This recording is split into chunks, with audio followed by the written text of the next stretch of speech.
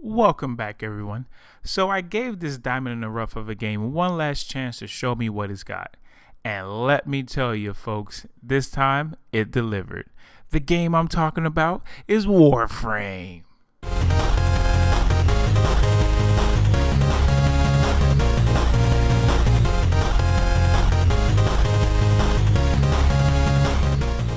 Oh no, I missed. Run to the title. Oh, go to the title. Go to the title.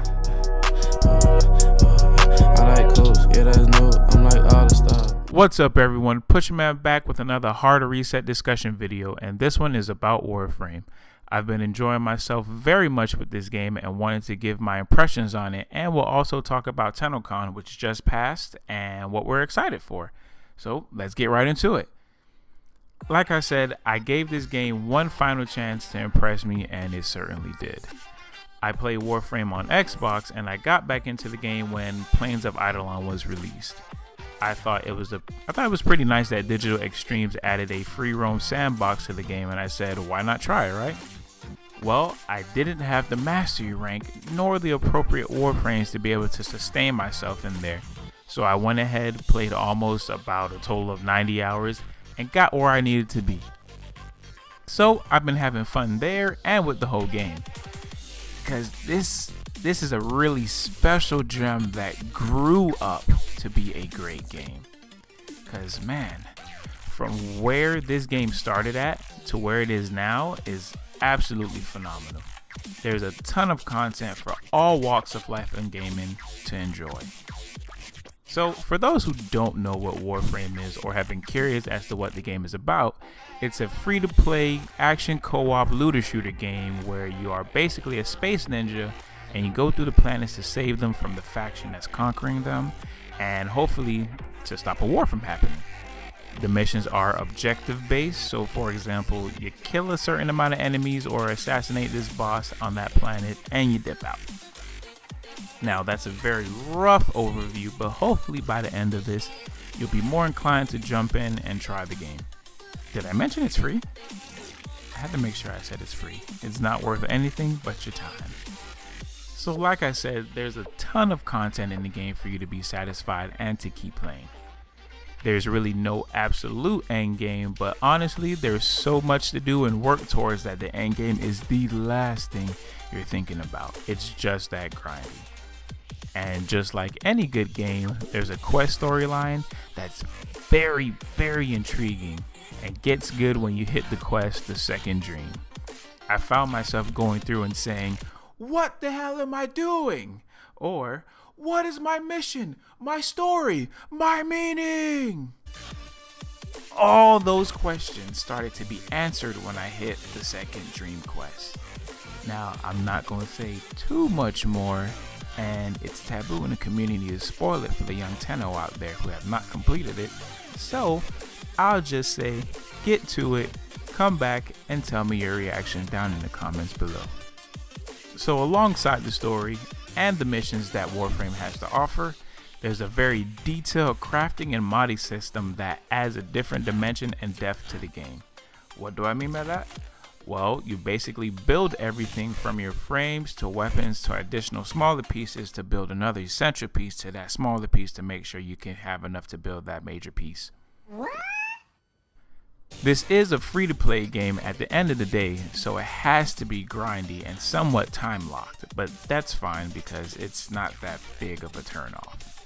You definitely have to work towards obtaining the frames and weapons there is to grab, and when they are completed, especially the Warframes where you have to wait 3 whole days for, once they are done and you can use them, it kind of makes it very rewarding to use and have fun with. The act of finding your gear or leveling it up by doing missions is enjoyable because playing the game itself is fun. That's the major key. You get a satisfying feeling of playing in terms of how good it feels to use the actual mechanics with the melee weapons, the bows and arrows, and all sorts of guns and mods to experiment with. I still don't like waiting 3 days though. Man, it kills me. End noob gamer rant. One of the main reasons why I love this game so much is that Digital Extremes does microtransactions right. I mean, it's so refreshing compared to seeing some of these other loot boxes and other microtransactions in other games. Battlefront 2. You can literally get everything that the game has to offer without spending a single dime. They make everything possible to get through the game, and they even made their premium currency, which the currency that you have to buy with actual dollars, platinum, obtainable in game through the trade chat. That's amazing. Now, looking at this from a business point of view, at first I thought this was a risky ass move when I found that out, because I'm saying to myself, they're crazy, because now you've eliminated any chance of getting that increased revenue and profits. Then, as I started to progress through the game, I noticed how they handled using platinum. You have to buy slots to store your weapons in Warframes. You can rush the items you're building if you don't want to wait for it. And because the game is so grindy, they have these platinum options there for your convenience, which is how you're supposed to do microtransactions. Almost everything has a platinum option to it, and even though I say you can go through the game without spending money, it's so tempting to take a couple bills here and there and throw it at it to speed things up. I don't gotta pay everything else, right? I just need my light bill paid so I can continue playing Xbox and Warframe, right? So the game is grindy in a sense to extend the game's life, but also to present the opportunity to take the convenient way and use that platinum. But all of their content is not pay locked, which I love. Another thing I like the most about Warframe is that it doesn't really hold your hand through the game.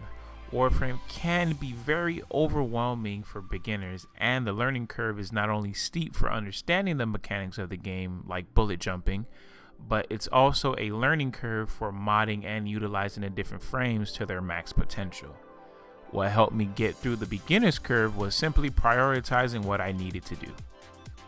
At first, no one really told me about this, but I just have to say before I go on, the Warframe community is one of the best gaming communities out there. There's always someone there willing to help at a moment's notice, so don't be afraid or shy to shout them out in the chat for some assistance. They'll help you. Now, when I first started, there was really no one for me to ask, so I learned along the way, but I had some friends come in and help me out that gave me some direction, and I thought it was some really good advice and that I should pass it along as well, so here it is. The first thing you want to focus on is completing your star chart. Complete the planets before moving on to the next one, or just clear the pathway to the junctions to get to the next planet and focus on that. You will level up and get your mastery rank up along the way, but in my opinion, this should be priority because you want to get to the good farming spots for experience, material, all that stuff that's in the tougher planets like Saturn, where you get organ cells and nanospores and neurodes, and Setna is a great place for farming, and also the Void to get argon crystals and control modules. Like, those things are absolutely needed for almost damn near everything, especially Warframes. So get there as fast as possible so you can be more efficient. The next thing is try to focus on the mastery rank as you're progressing through. Master rank is the overall leveling system in Warframe and allows you to be able to use your Warframes and weapons that calls for you to be a certain MR. For example, to use Oberon Prime, you have to be mastery rank 8, or like Mirage Prime. Or to be able to use a super useful weapon called the Heck, you have to be MR4. Getting your master rank up allows you to get an open slot, which you don't have to pay for. I mean, that's a plus right there. You can do more trades per day, and it unlocks some content for you to do as well. It's necessary, but I want you to get mastery rank 4 as fast as possible to get that shotgun I mentioned. The Heck is a beautiful weapon because it basically levels up with you as you get into the tougher planets. Like, it takes you from beginning to end game. It's oh my gosh, it's so good. It progresses with you so well, and I'm sad that I didn't discover this earlier because, are you ready for it? It's a heck of a weapon. Try it! Sit the fuck down. Okay, I'll get out.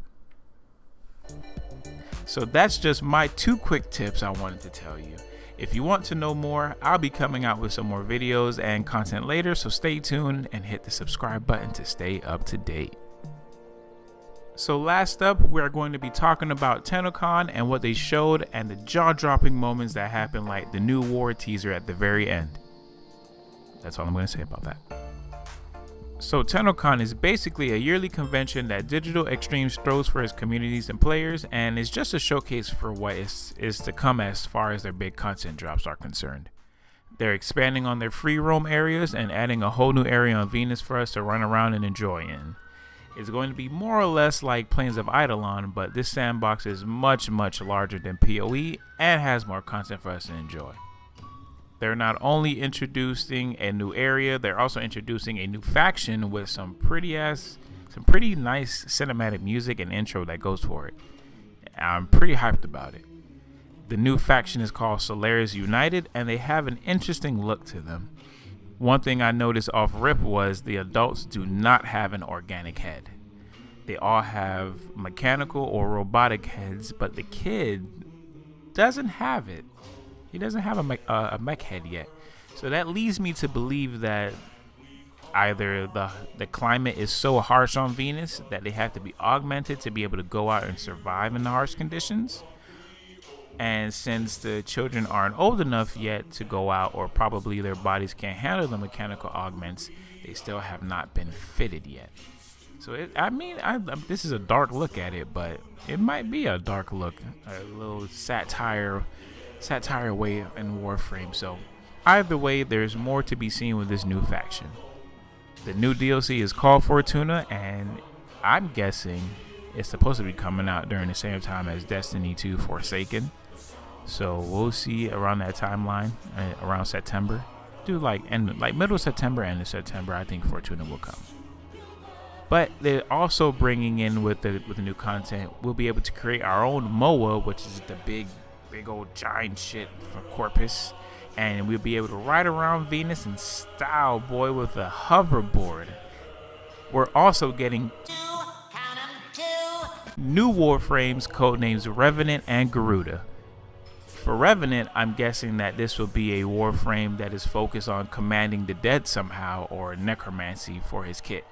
A cool passive ability that I think about would be that he can resurrect himself and not use a revive token like 1 or 2 times, or he will have a lifesteal passive since he's supposed to be a vampire, if I remember correctly. I could see him being a mix of Ember because of the soul fire look that he's got going on over there, looking like Ghost Rider. He's also a mix of Necros with the having the minions, and Inaros with some sort of resurrect ability. At the time of this video, I'm only going off of what I saw at TennoCon. I did not look at anything else such as a dev stream or a Warframe Reddit to see if I'm correct. When I do, I'll make a breakdown video of his abilities and whatnot, since it seems like he's out of concept mode and into the mid-testing phase. Now with Garuda, that codename actually has some more meaning to it. Just like how Revenant means returning from the dead after a long time, Garuda is a legendary bird or bird god in Hindu and Buddhist mythology.